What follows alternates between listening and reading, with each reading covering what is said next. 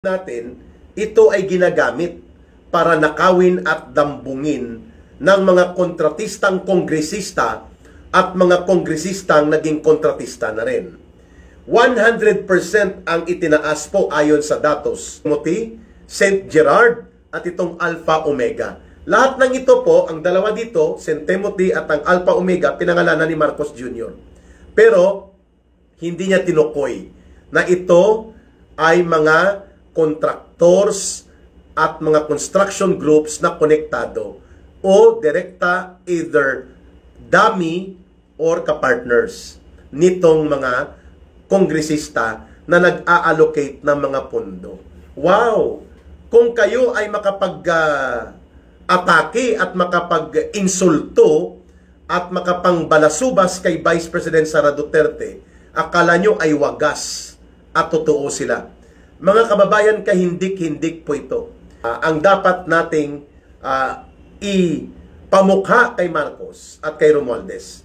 Kayong dalawa at pati ang asawa ni Marcos at mga alipores nila ay may pananagutan dito sa malaganap na tinatawag na monumental restoration of corruption and systematic plunder of people's money. Yan ay sisingilin ng taong bayan sa inyo. Yan ay ihahatol sa inyo sa panahon ng paghuhukom. Mula 2022 hanggang 2025, 3 years ni Marcos, lumaki ng mahigit 28% ang budget ng DPWH. No? Nag-average lang po ang DPWH ng mga 700 to 800 billion pesos every year sa budget proposal. Subalit umabot po ito sa 1.7 trillion pesos on the average. Mahigit 1 trillion po, ibig sabihin, mga 300 to 400 billion ang idinagdag bawat taon sa budget ng DPWH, no? Na halos lumaki po ang flood control dito ay umabot ng mahigit 100%. Kamote Moto, shout out Brad, Eric, and Manet. Okay. Ulitin ko po mula sa average annual budget ng DPWH, umaabot lang po ito ng mga 700 to 750 billion pesos annually. Before po ang administrasyon ni Marcos at Romualdez. Ngayon nang pumasok po ang administrasyong ito, Luz Ruperto, lagi kami nakaabang sa iyo. Walang nabubulgar, ikaw lang, kaya ingat ka po. Thank you, Luz Ruperto. From 2022 to 2025, 3 years lang ni Marcos, umabot po sa mahigit 1 trilyon ang pondo ng DPWH. At on the average annually, ang ipinapatong po ay mga 400 billion pesos. El Monge. Ka Eric, may bagong tawag kay Tambi, bunjing. Sabi ni Senator Amy Marcos. So, on the average po, for 3 years, pinapatungan o pinatungan ng 400 billion pesos ang DPWH projects and programs. Na sa ngayon po ay alam natin, ito ay ginagamit para nakawin at dambungin ng mga kontratistang kongresista at mga kongresistang naging kontratista na rin. 100% ang itinaas po ayon sa datos at impormasyon na nakuha ni Ka Eric. From 128 billion lang ang average, o 130 billion lang ang average na annual flood control project, naging 257 billion, Ka Eric, to the point of 300 billion ang inaabot taon-taon ng flood control project. Subalit, ito. So sa paglaki pala ng budget ng DPWH at paglawak ng kunwari ay flood control project by the hundreds of billions, no? Ang nakikita ng taong bayan ay hindi pa ang katotohanan. Ito po ang katotohanan. Hindi lamang lumobo, Ka Eric, ang budget ng PhilHealth, hindi lamang lumobo ang budget ng DPWH, mahigit din 1,000% ang itinaas at ang paglaki ng kayamanan ng Big Six ng Kongreso na sila ang responsable sa pagpapasa ng mga budget na ito at pakipag-control ng pondo. So may tinatawag na Big Six, no? At ang Big Six na ito ay ito na, ang Big Six na kinabibilangan po ni Martin Romualdez bilang House Speaker at ganon din po ni former Appropriations Committee Chairperson ako Bicol Party List Saldico at ganon din po ni Senior Deputy Speaker David J.J. Suarez na ito ay maraming kasong kinakaharap na plunder sa ombudsman. At ang pang-apat si Senior Deputy Speaker Aurelio Dong Gonzales na kontratista din, kongresista pa at diskartidor. Number 5 si Majority Leader Manix Dalipi at ang ng Sambuanga at ang number 6 ay ang malaking negosyanteng bundak na construction na ang party list niya ay CWS na si Edwin Garjula. Okay, ano po ang binabanggit ng datos na ito? Habang lumaki, on the average per year, nang umupo ang Marcos Romualdez na gobyerno, nang umaabot po sa 400 billion pesos ang budget ng DPWH alone, at ang flood control project ay dumodoble taon-taon, lalo pong lumaki at lumobo. Mga kababayan, ka Eric Lynn Tasha, di ba pwede i-blue ni Senator Marcolita si Romualdez? Pwede po, kung isasantabi yung tradisyon na tinatawag na interparliamentary courtesy. Pero ito muna, tapusin ko lang para makita nyo pong iskandalo niya.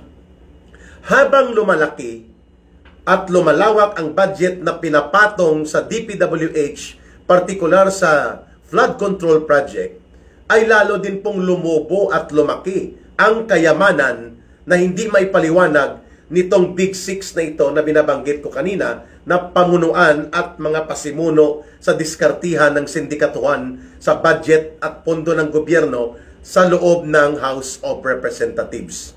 At mayroon pong tinatawag na mathematical principle na ang tawag ay directly proportional.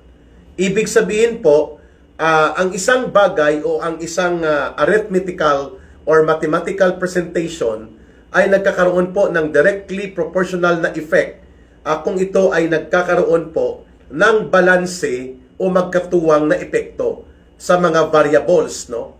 For example, ang pagkakaroon po ng right angle sa isang right angle triangle, ang lahat po ng kanyang sides ay directly proportional ang value.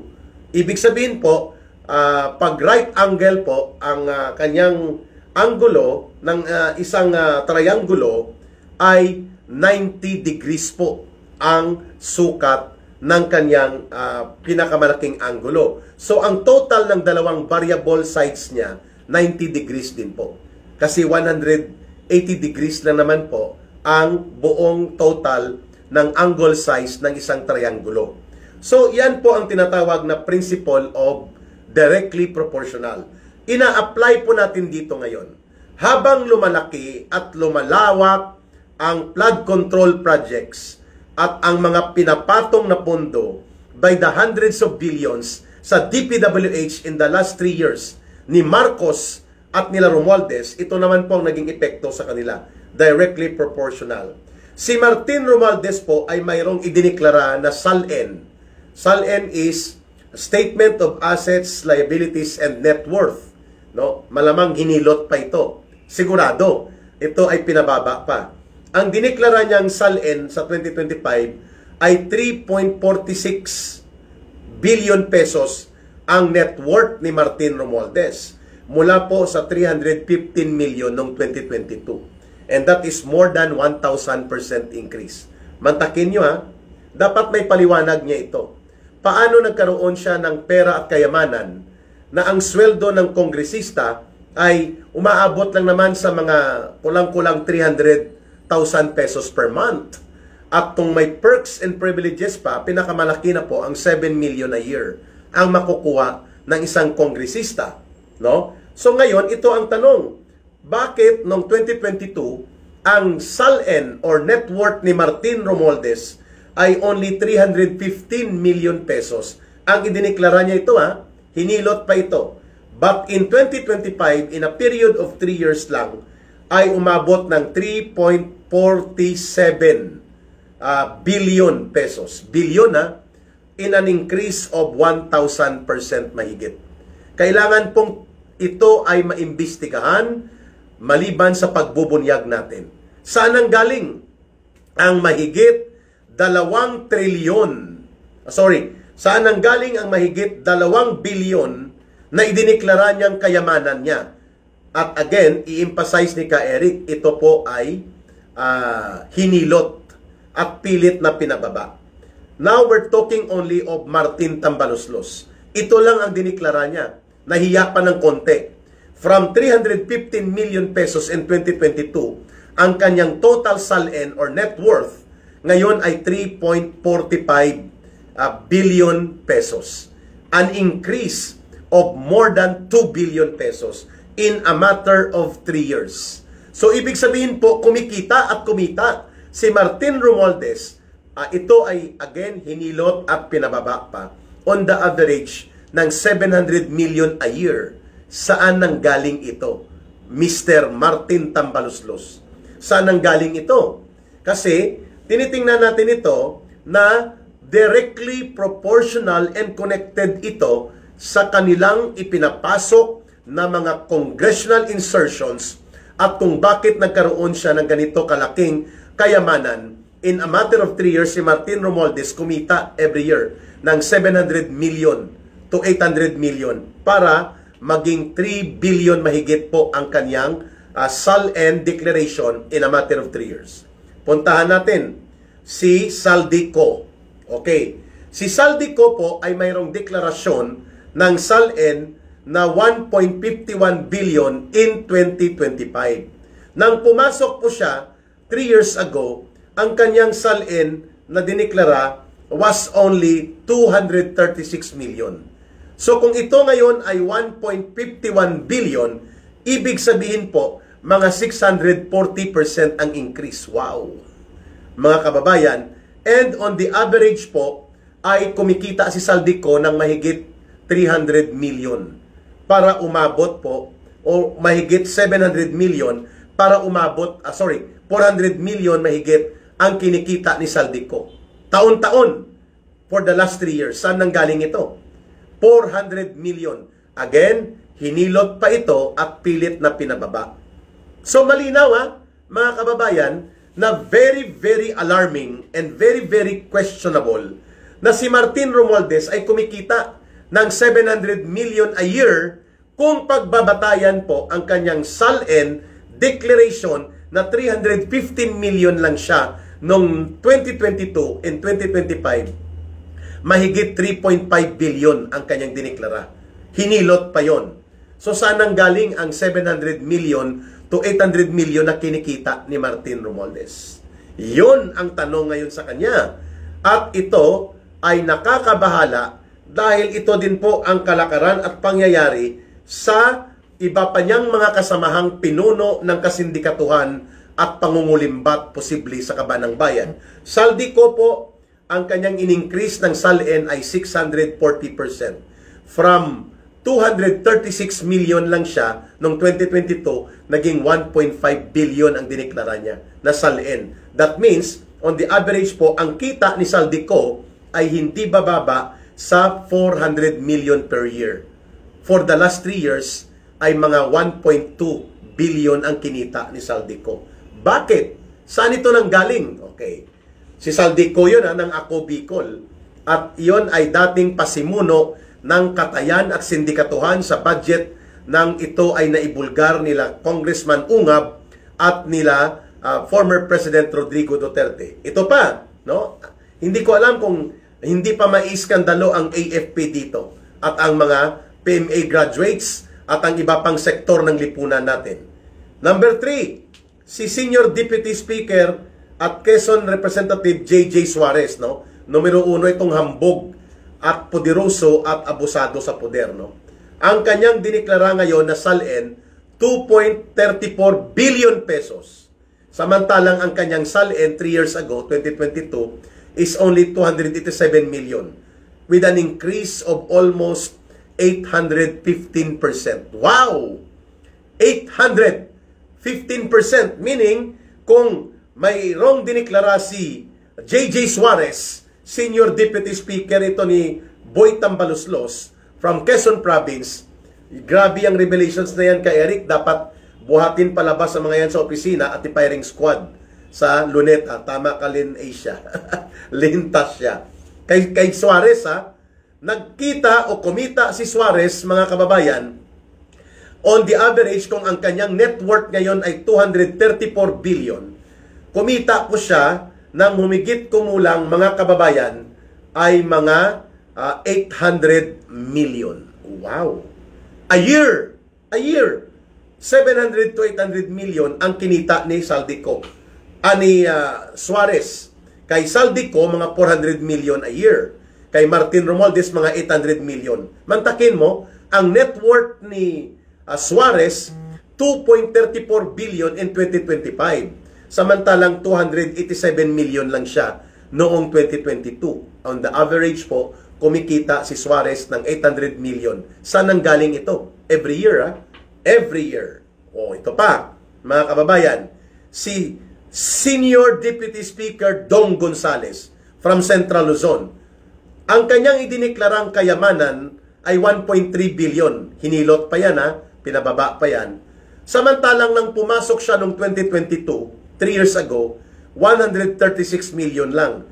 Wow! Almost 1,000% ang in-increase. Ibig sabihin po, from 136 million to 1.3 billion na kayamanan, hinilot pa yan, partida pa, kumikita si Dong Gonzales ng humigit kumulang ay mga 700 million din po kada taon. Ang tanong, saan ito nanggaling? Tunay kang agila ng sambayanan, ka Eric. Thank you so much, siya. Mga kababayan, ito po hindi ito pwedeng magsinungaling because these are publicly declared documents and information. Salin po nila ito. Statement of Assets, Liabilities, and Net Worth. No? Si Gonzales po, na taga Central Luzon, na hindi man ito kilala dati, na kagaya ng mga Pinida at nila Gloria Macapagal Arroyo, ay kumita po sa loob ng 3 taon, bawat taon, ng humigit kumulang 700 million pesos. Kaya umabot sa 1.3 billion pesos ang kanyang net worth, hanep. Terrible! 956% increase sa kanilang kayamanan. Number 5, si Manix Dalipi. Ito, tarantadong abusado din ito. Consultant ito ngayon sa office ni Sandro Marcos. Itong si Dalipi, dahil hindi na po ito congressman, hindi pa nabusog sa kanyang pangungulimbat posible, ay ito ngayon ang kanyang gawain ngayon ay consultant sa office ni Sandro Marcos. Ang kanyang SALN 2025 ni Dalipi, 1.49 billion. Samantarang 203 million lang siya ang kanyang net worth noong 2022, 3 years ago. An increase of 733%. Meaning, si Dalipi po sa last 3 years na nasa Kongreso itong kulukoy na ito, under kay Marcos Jr. at Martin Romualdez, kumikita pala siya ng humigit kumulang ay mga 600 million every year. Wow! Hanep! Mga kababayan, saan ka nakakita na may income sila na 600 million a year? Anong ginawa nila? Ang pinakamalaking makukuha mo sa Kongreso, kung hindi ka magnanakaw at durubo at mandarambong, 7 million to 8 million a year, malaki na po yun.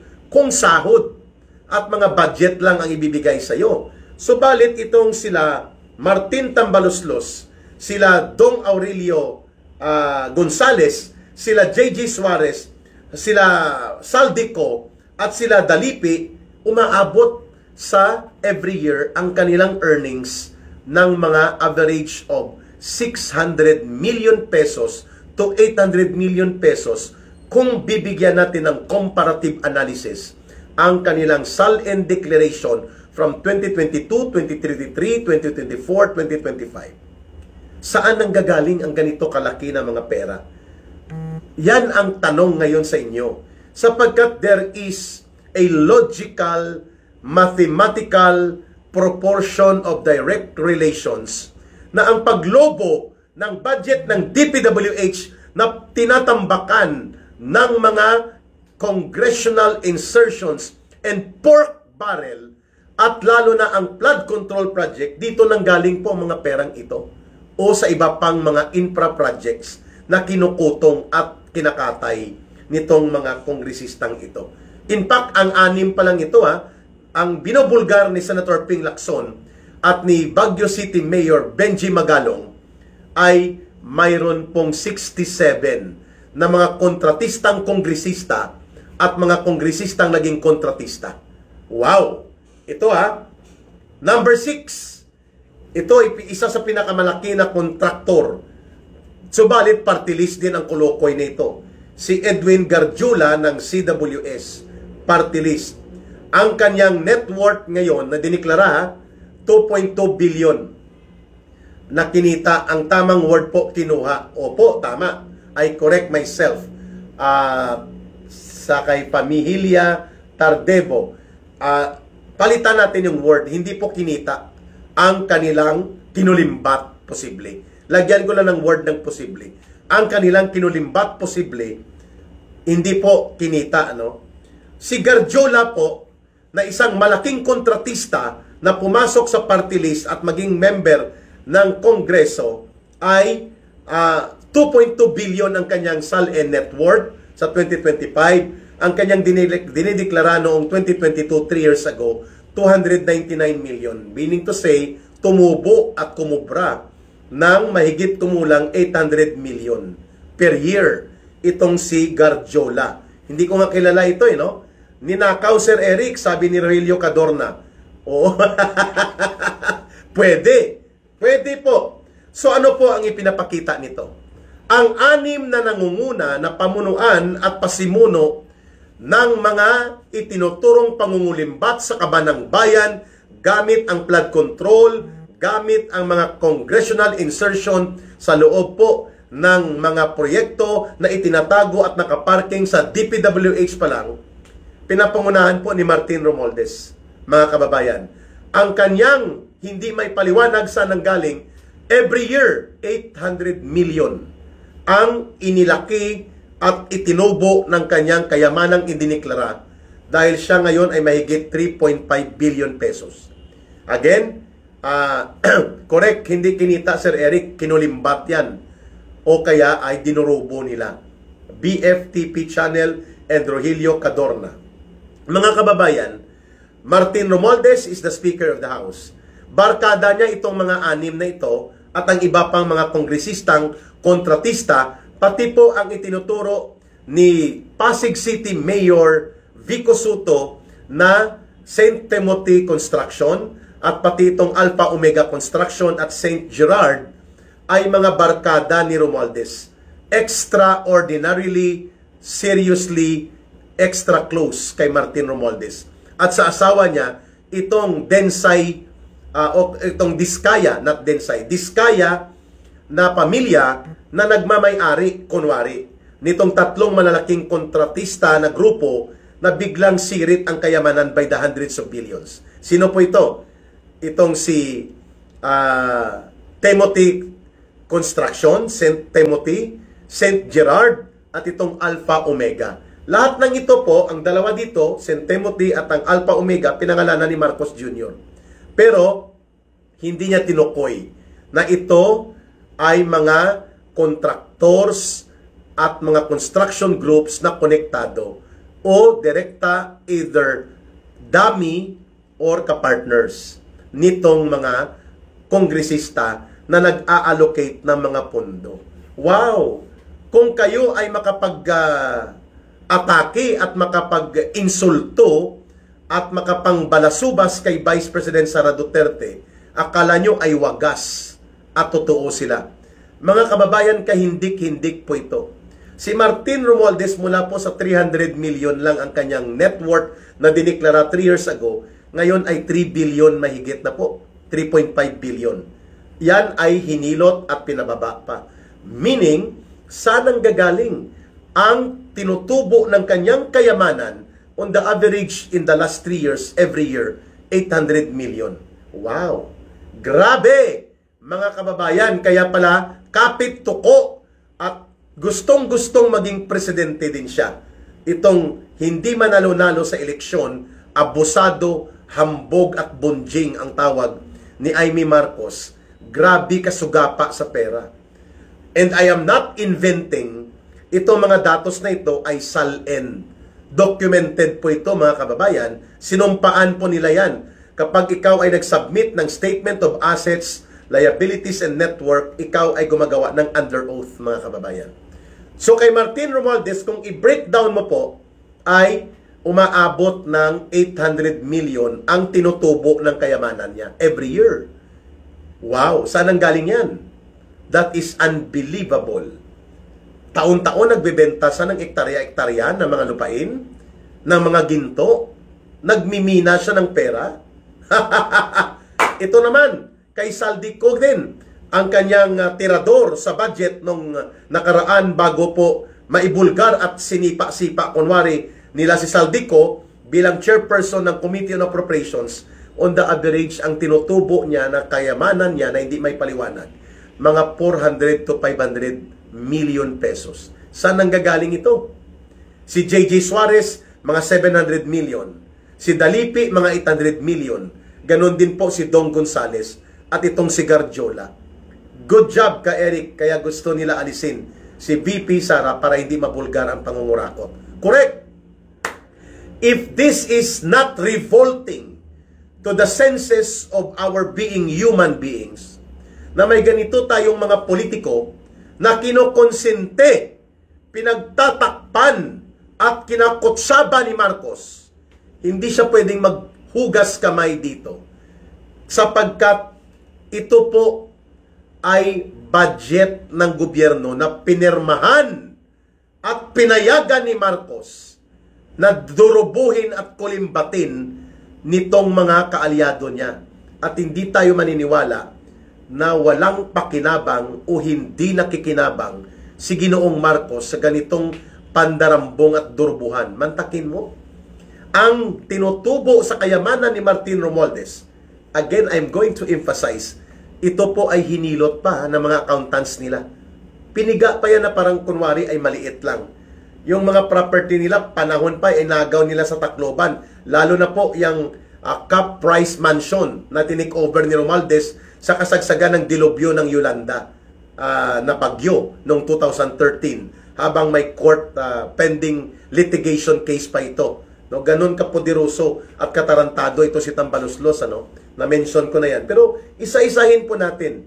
Itong top 6, si Martin Romualdez bilang Speaker of House of Tambaluslos, si Saldico na naging poderoso for 3 years sa Committee on Appropriations, si Dong Aurelio Gonzales ng Senior Deputy Speaker dati, si J.J. Suarez, Senior Deputy Speaker niya, si Manix Dalipi, Majority Floor Leader niya, at itong kolokoy na si Garjola na contractor at naging congressman through the CWS party list.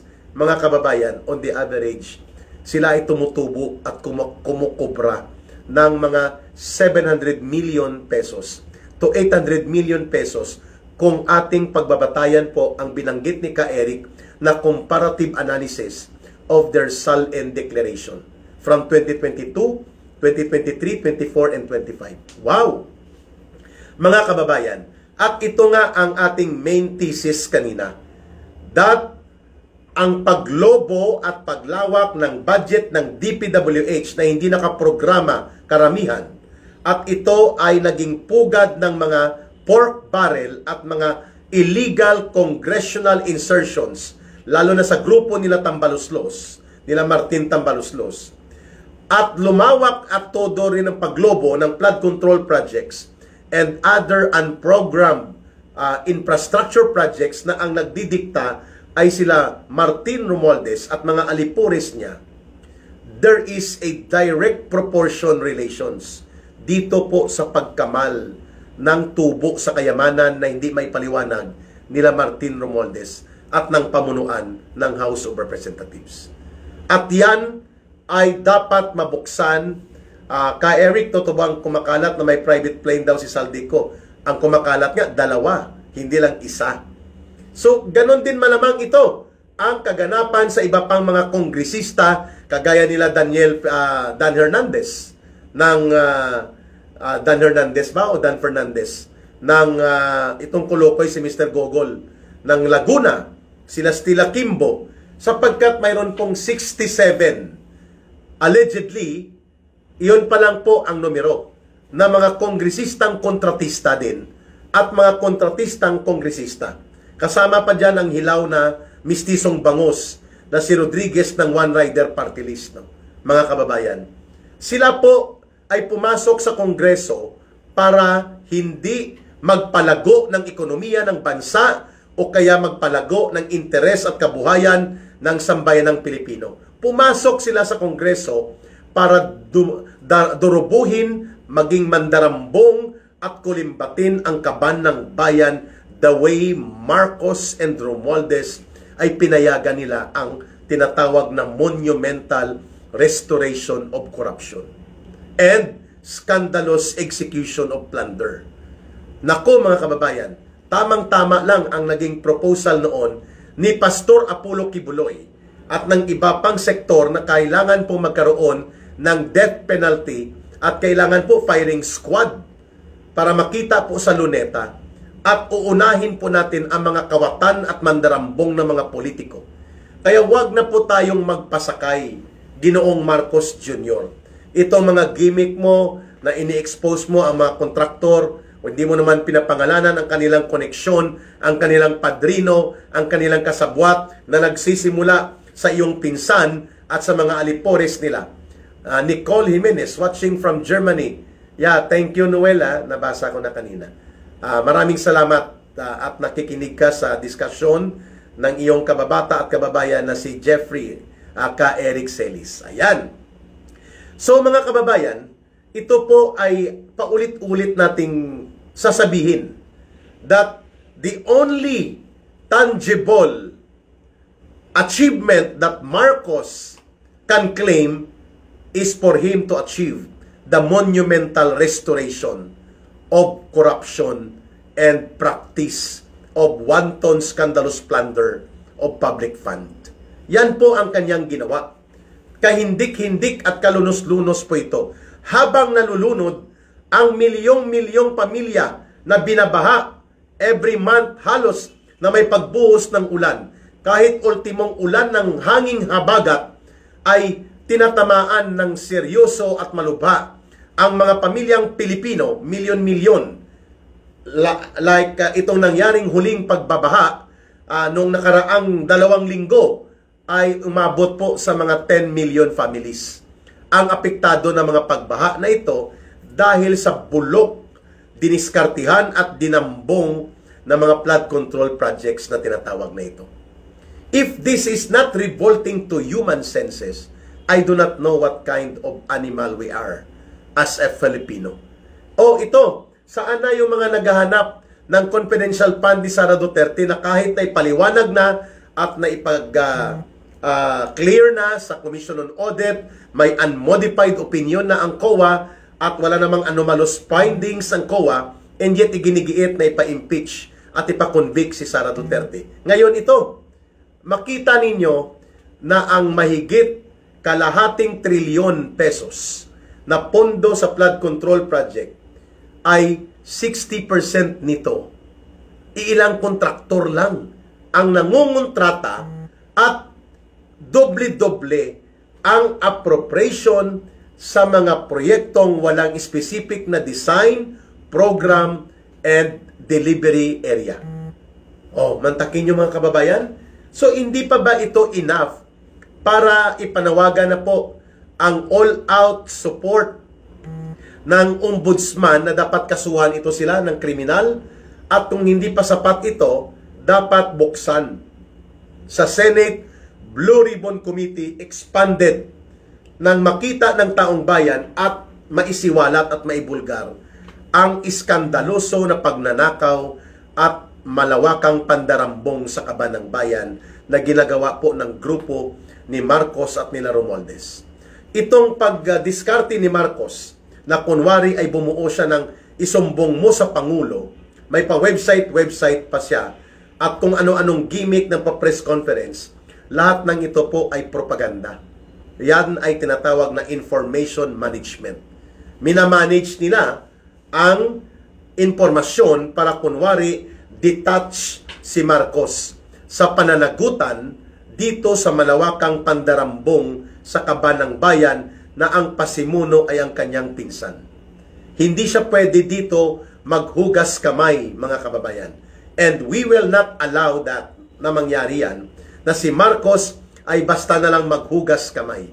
Mantakin mo ang top 6 na mga kongresista na mga involved sa mga palusot na pundong kinakatay at kanilang dinadambong at dinudurubo through the DPWH infra projects. On the average, si Martin Romualdez, si Saldico, si Dong Aurelio Gonzales, si Manix Dalipi, si Gardiola, at itong si Suarez, hindi pa kasama at nabulgar ang iba, sa kanila pa lang, they are having 800 million pesos on the average na tinutubo at kinakamal. Hindi namin sinasabi na ninanakaw nila ito. But the circumstantial and logical correlation ng paglobo ng budget ng DPWH every year by 400 billion pesos at halos pagdoble taon-taon ng mga flood control projects, hindi katakataka na ito ay magkakaroon ng tugma at ugnayan dito sa paglobo ng tinutubo na kayamanan na idinideklara ni Romualdez, ni Dalipi, ni Gonzales, ni Manix Dalipi, ni Suarez, ni Gardiola, at ni Saldico. At ng iba pa na mga hindi pa napangangalanan sapagkat ito pa lang ang mga ipinadalang impormasyon kay Ka Eric. At ang pinaka-source natin, SALN, Statement of Assets, Liabilities, and Net Worth nila. Mga kababayan, kung hindi pa po may skandalo dito ang Armed Forces of the Philippines, hindi ko alam anong uring prinsipyo mayroon sila na mananatili ang ganitong kalagayan natin samantalang kinakatay at kinakawawa at pinapatay ang taong bayan ng mismo humahawak ng kapangyarihan at poder at pundo ng bayan. Supposedly. Wow! Parang nawalan ako ng lakas ng paghinga nang matapos ko pong mabasa yung ipinadala sa aking impormasyon, mga kababayan. Terrible. The country right now is definitely going down the dogs. Under Marcos. Diyos ko, sa ibang bansa, arestado mga yan, Ka Eric, ay tama po kayo, Ma'am Lynn Tasha. Lalo na po sa mga bansa sa like US, sa Canada, o sa Saudi Arabia, o sa Singapore, sa Malaysia, Indonesia. Grabe po itong iskandal. Sa Japan, grabe po ito sa Pilipinas. Ang mga tarantado at mga balasubas na ito ay nananatili sa loob ng Kongreso. Mantakin mo si Dalipi, hindi na siya congressman. Kinuha pa siya at nag-apply pa bilang consultant sa office ni Sandro Marcos para turuan si Sandro Marcos kung paano mangulimbat sa kaban ng bayan. Yan ba yun? Terrible! Mga kababayan, halos maputulan ako ng hininga na hindi makahinga ng mabasa ko po ito. And we are holding, sabi ni Nicole Jimenez, oo ha, kilala pa ko ni Noel, ni Nicole, kababata ko po ito sa Tansa. So malinaw mga kababayan, na hindi dapat tayo dinadaan ni Marcos sa joyride. At pag-gimmick-gimmick na may pa-press conference, may pa-PowerPoint presentation, at mayroon pang kung ano-anong gimmick, Rogelio Cadorna, grabe talaga. No? So ito po ang ating gustong ipahiwatig sa inyo. Marcos cannot feign innocence. Marcos Jr. cannot play as if wala siyang alam dito. Sapagkat ang lahat ng pondo na ito ay inire-release ng DBM at ang nagpirma ng budget na may pondong ganitong mga sindikato at hindi pa natin pinag-usapan ang mahigit kumulang 700 billion na nilustay nila Romualdez at Marcos sa paayuda-ayuda nilang bulok. Ang pinag-usapan pa lang natin ang mga DPWH. Ang mga AKAP, AX, MAX nila at mga tupad, hindi pa natin binalikan na kino-convert sa cash din po yan, mga kababayan. Eric, ang sigurado dyan, hindi gagalaw ang ilan sa mga military dahil bayad na rin po sila, sabi ni Limbas. Yan po ay masaklap at totoong katotohanan. Ang binabanggit po ninyo, Limbas. No? So, kayo na po ang humusga, mga kababayan, kung tatanggapin pa rin natin na okay lang sa atin na tumitiba at tumatapal ng average of 700 million to 800 million a year from the last 3 years ni Marcos at ni Romualdez. No? Yes, Eric, Marcos is the mastermind. Kasi siya ang nagpaparelease ng mga pundong ito. Siya ang nagbibigay legitimacy na itong mga ini-insert na pork barrel at mga pandaraya na pundo sa loob ng DPWH at iba pang sangay ng gobyerno ay maging batas upang mapagbigyan ng pundo. Ang nagpipirma ng GAA or General Appropriations Act ay si Marcos. So hindi siya makapagsabi na wala akong alam dyan kasi pumirma lang ako in good faith. Wrong! There is a principle na tinatawag na respondeat superior. Ibig sabihin po, you have the command responsibility when you have the authority that you exercise on something.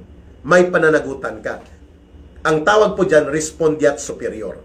And if you have command responsibility by being the one signing into law itong sindikato at mga istapa at pangurakot na budget, so may pananagutan ka, mga kababayan. At kung may pananagutan ka, dapat ang ginagawa mo, hindi ka pwedeng magsabi na in good faith ang pagpirma ko. You have to exercise due diligence, prudence, and propriety. Pakilook out sa, o pakilook up sa Google, Mr. Marcos, kung anong meaning ng due diligence. Ibig sabihin po, hindi ka tanga. Ikaw ay nangungusisa. Ikaw ay nag-uusisa. Due diligence. Prudence, maingat ka. Propriety, pinapangalagaan mo ang integridad ng aksyon na gagawin mo. Yun pong ibig sabihin ng propriety. Due diligence, hindi ka tanga, hindi ka nagtatanga-tangahan. Prudence, maingat ka bago ka gumawa ng aksyon at may tinatawag kang propriety. Inaalagaan mo na may integridad at dangal ang iyong gagawing aksyon. Yan, mga kababayan, ang dapat nating ipamukha kay Marcos at kay Romualdez. Kayong dalawa at pati ang asawa ni Marcos at mga alipores nila ay may pananagutan dito sa malaganap na tinatawag na monumental restoration of corruption and systematic plunder of people's money. Yan ay sisingilin ng taong bayan sa inyo. Yan ay ihahatol sa inyo sa panahon ng paghuhukom.